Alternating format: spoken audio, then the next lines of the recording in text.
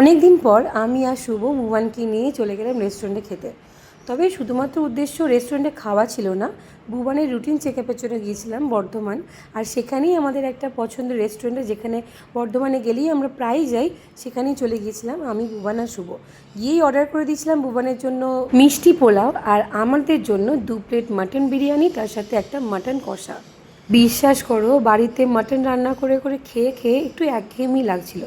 তাই আজকের এই রান্নাটা, মানে বিরিয়ানি আর মাটন কষাটা খেয়ে যেন মনটা যেন ভরে গেল। তবে যাই বলো, আমাদের কিন্তু এই রেস্টুরেন্টে খাবার দাবার বরাবরই পছন্দের। আজকে নতুন কিছু না, আমাদের খুবই ভালো লাগে এই রেস্টুরেন্টে।